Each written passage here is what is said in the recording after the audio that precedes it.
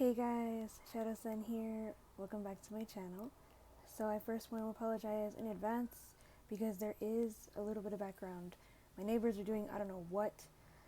Prior to recording this video, they were weed whacking and there's traffic, so you will hear that. I have my window open, so I wanted some fresh air.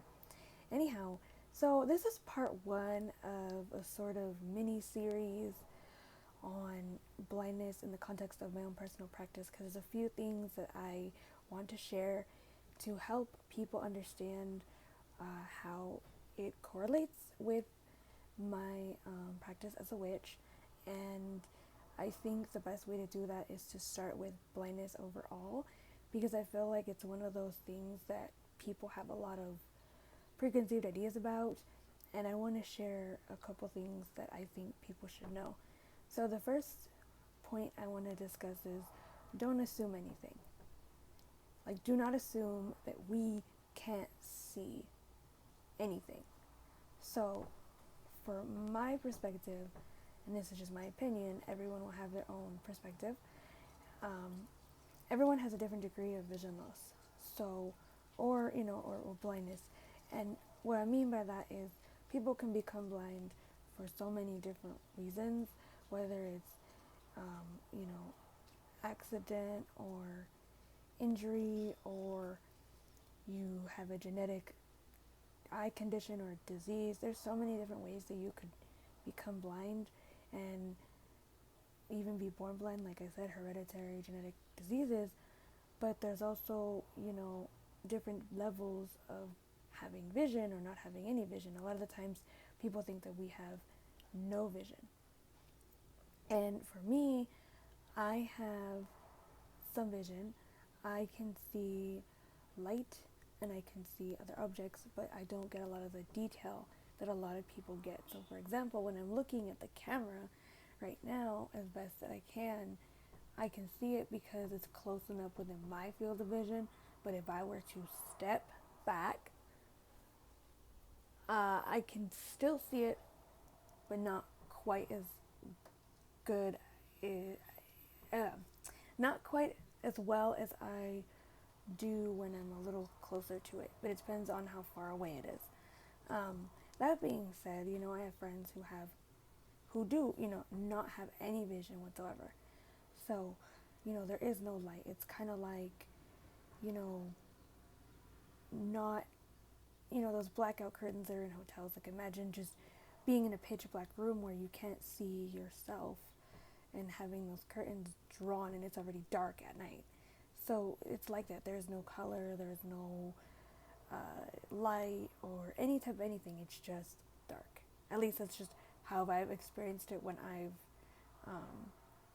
been in a situation like that.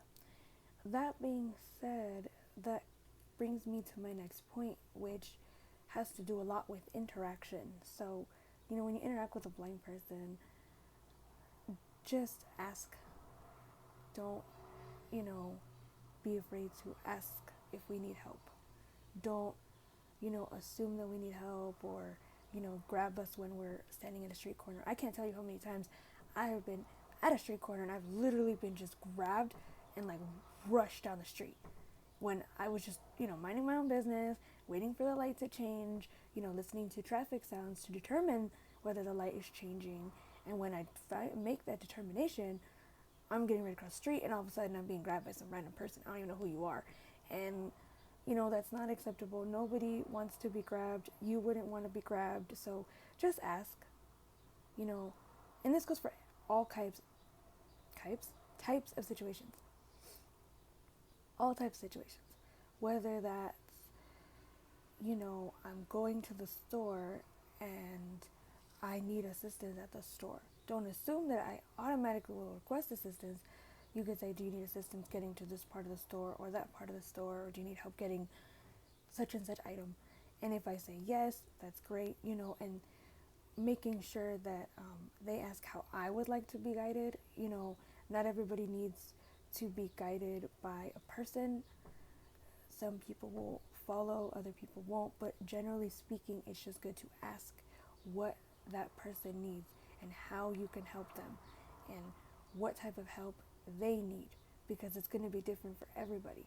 And I'll give you another example. The example that I was thinking of when I thought about this was I was walking to a coffee shop and I was trying to find a table. And instead of somebody telling me, oh, there's a table, to your left, or the table's to the left of the door, they're telling me, oh, the table's over there. It's over there. And I'm like, well, I don't know where over there is because I can't see well enough to see which table is which because they all look exactly alike. And I can sit there and say, okay, I look at this door and there's two entrances to this coffee shop. So good luck figuring out which one it is on my end because I'm like, there's two entrances. Which table's at which entrance? Because if it's the one I came in, there's no table there. I checked. But, don't say things like over there. Be very descriptive or as descriptive as you can. And that includes giving directions to places. You can find the coffee shop if you cross, insert name street, turn left on name of street, and it'll be on left or right hand side, and the counter is going to be at this place. You don't have to be that specific, but just specific enough to give you some context so that you're not like, I've been, I'm like, well, what, wait, what? You said what? You told me it was over here, and I find out it's way over there. It's off to the right, not the left. Just be as specific as possible when giving directions. And how this ties back into my own personal practice is it has to do with, let's say I'm in a group and we're doing a particular ritual.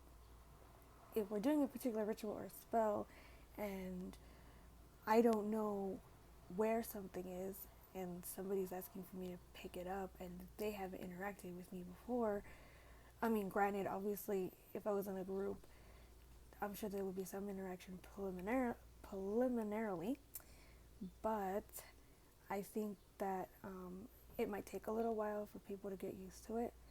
And this is just, again, my perspective. I've never been in a group, so I don't know. But I would think, it would take a little bit. So that being said, being specific with where the item is located. In addition to, if I went to a festival, knowing what is going on at that festival in terms of like what ritual is happening and what's happening in the ritual, having a little bit more of a descriptive detail of what's happening so that I'm not like sitting there going, what next? Or, just understanding what to do if I'm participating. I'm going to stand here at this, quarter and I'm going to say this or do a particular gesture depending on what it is. And again, this is just my perspective. But bringing it all home, I just want people to understand in terms of blindness, don't assume that we all see the same way. Ask what we need, ask if we need help. And when we say no, if we say no, I don't need assistance, or no, I don't need help, please don't be upset by that. Please don't think that we do not want your help or it's something that you did. It has nothing to do with that. It just means that we don't need assistance at that time, but we appreciate and respect. I mean, I do. I personally appreciate and respect the help that I'm being offered. But if I say no, I say no. Please respect that.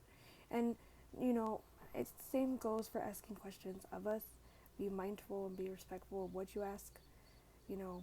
If people don't want to divulge how they went blind, please respect that. If people want to talk about it but not give you a lot of details, respect that as well. Just ask, what they're comfortable sharing, or if they're comfortable sharing for that matter. So those are just some of the things that I want people to really understand before I get deep into my own personal practice and how it correlates in the context of blindness, because there are a few things, and that'll be discussed on Sunday. So I hope you guys enjoyed this video. I will talk to you all soon. Hit the subscribe button if you haven't already. Like, share with your friends. If you have any questions at all, leave a comment. Let me know what your questions are. Also, make sure the bell sound is turned on to all and turned on in general. So, speak to you all soon. Many blessings.